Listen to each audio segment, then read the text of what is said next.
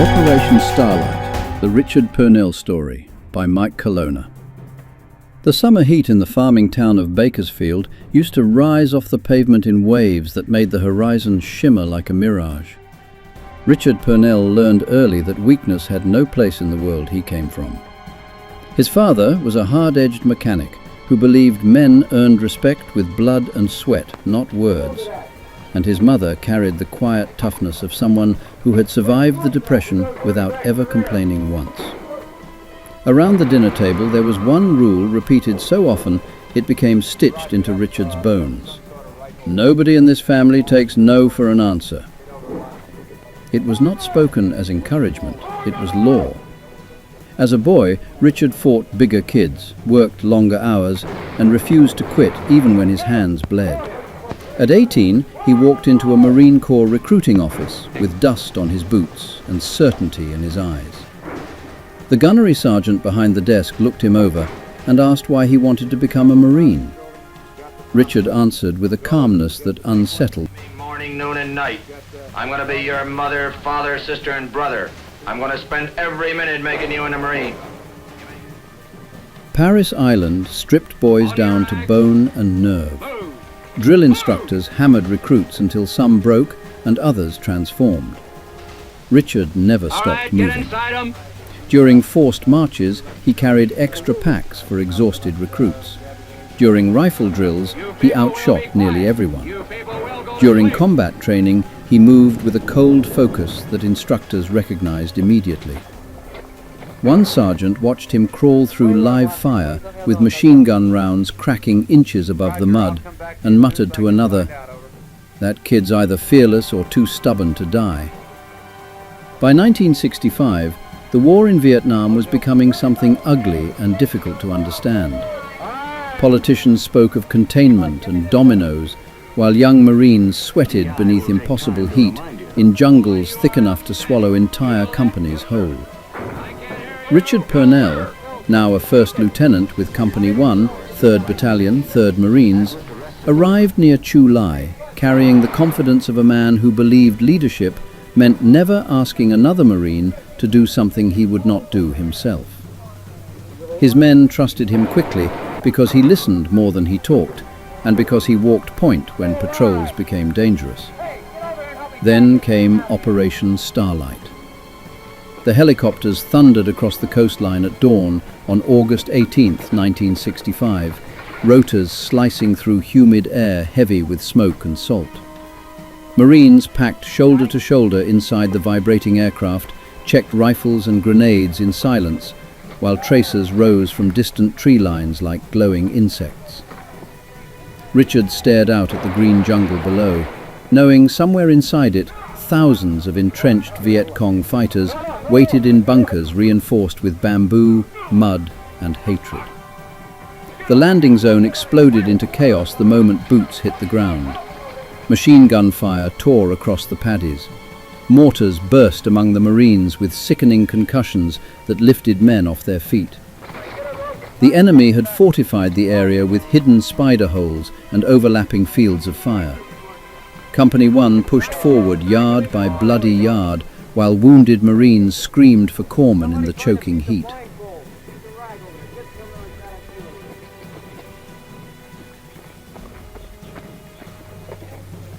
Richard's company commander fell during the first major assault, hit squarely by enemy fire while directing an attack against a fortified ridge. For one frozen second, the company stalled under the shock. Men looked around through smoke and confusion for someone to tell them what to do next. Richard Purnell stepped into the storm. He grabbed the radio handset from the dead commander's side and shouted over the gunfire, his voice carrying the hard certainty of command. "Keep moving! Nobody stops! We take that ridge now!" Bullets snapped through elephant grass as he reorganized scattered squads under murderous fire.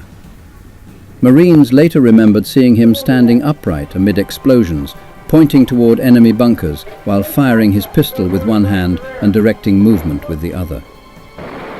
Fear spread through men like disease in combat, but courage spread faster when they saw an officer refuse to bend. The company surged forward. Flamethrowers blasted enemy trenches into walls of fire. Grenades rolled into hidden positions. Richard led from the front, dragging wounded Marines behind cover while urging the attack onward. The ridge finally fell beneath the relentless assault, but victory lasted only minutes before another desperate mission arrived. A Marine resupply column had been trapped deep inside enemy territory. Company 1 was ordered to break through and relieve them. By then, the company was already battered. Faces were blackened with smoke and exhaustion. Many Marines had been fighting for hours without water under brutal tropical heat. Richard gathered the remaining men around him. 20-year-old lance corporals stared back with bloodshot eyes, waiting to hear whether they would survive the next hour. "We go in," Richard told them simply, "and we bring our Marines home." They moved into jungle so dense sunlight barely reached the ground. Every step felt like walking into an ambush. The Viet Cong struck hard and fast from concealed bunkers. Automatic weapons erupted from hidden tree lines. Within minutes, nearly 25% of Company I became casualties. The jungle descended into hell.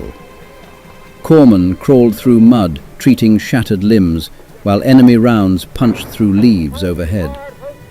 One Marine lost both legs to a buried explosive and still begged not to be left behind.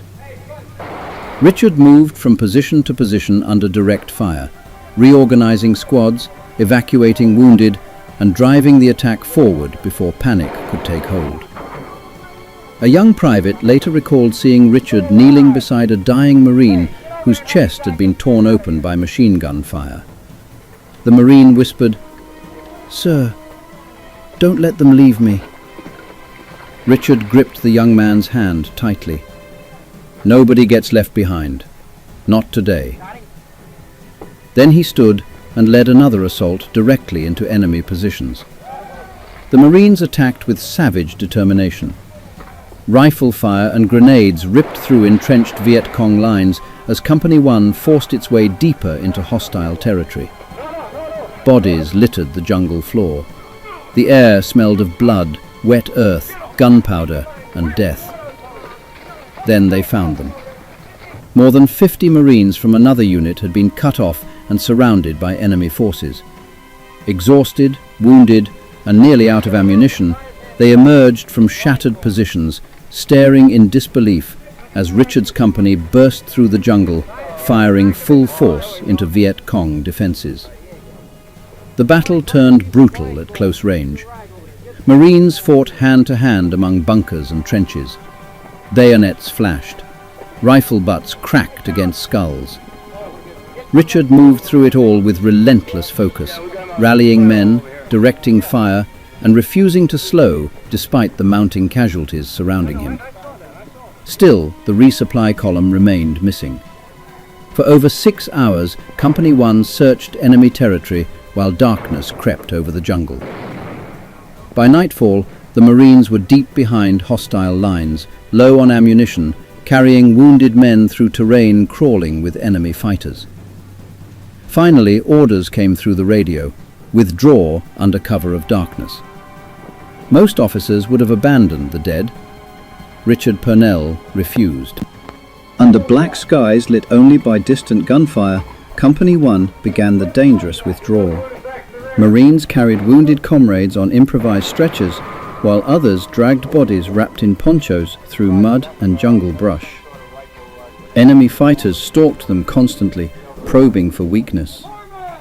Several times, Viet Cong guerrillas attacked the column in darkness, only to be cut down by disciplined Marine fire. Richard remained near the rear of the formation, making certain nobody was left behind. Exhausted Marines stumbled through rice paddies, carrying brothers who would never walk again.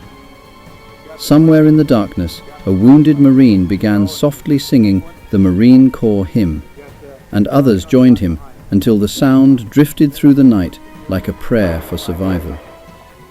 When Company 1 finally crossed back into friendly lines at dawn, they brought every wounded Marine and every dead Marine home with them. The cost had been terrible. but the enemy had suffered devastating losses.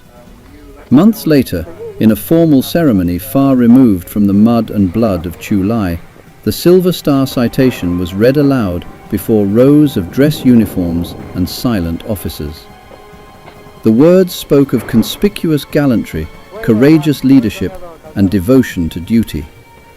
They spoke of heroism under fire and extraordinary bravery against overwhelming odds. Richard Purnell stood motionless as the medal was placed upon his chest. Yet even then, his thoughts drifted back to Vietnam. Not to glory, not to medals. He remembered the frightened faces of young Marines in the jungle. He remembered carrying the dead through darkness so their families would not wonder where they had vanished.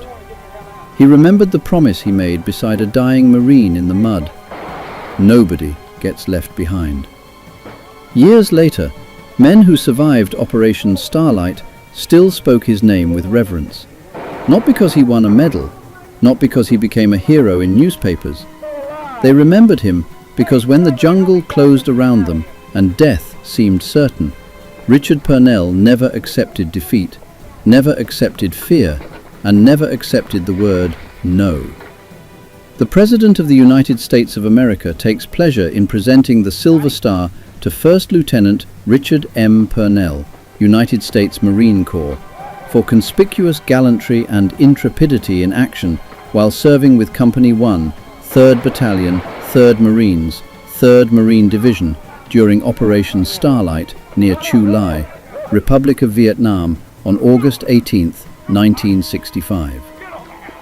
As Executive Officer of Company 1, First Lieutenant Purnell assumed command when his company commander was killed in action during an attack against heavily fortified insurgent communist Viet Cong enemy positions. Displaying calm courage and forceful leadership, he quickly reorganized his company and aggressively continued the attack to seize the assigned objective. Later that day, his company was assigned the mission of penetrating deep into enemy territory to relieve a besieged Marine resupply column. During initial enemy contact, approximately 25% of the company's remaining personnel became casualties. Pausing only long enough to reorganize and evacuate the casualties, Lieutenant Purnell led his company forward, driving through enemy positions and inflicting heavy casualties. In the course of the attack, Company 1 freed over 50 other Marines from an adjacent unit who were cut off from friendly forces by the entrenched enemy. With resourcefulness and determination, Lieutenant Purnell continued the search for the resupply column for over 6 hours before being ordered to return to friendly lines under the cover of darkness. Leading his company, he again passed through enemy lines, bringing his dead and wounded with him. During the withdrawal, his company killed 6 more Viet Cong guerrillas. The personal bravery and decisive actions taken by Lieutenant Purnell in the face of great personal danger resulted in a devastating defeat being inflicted upon the enemy. By his courageous actions, inspiring leadership and loyal devotion to duty, Lieutenant Purnell upheld the highest traditions of the Marine Corps and the United States Naval Service. We've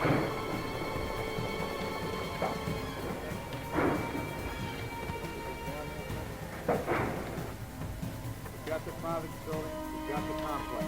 We'll go and we'll get the pink one. We've got Charlie on the run behind us.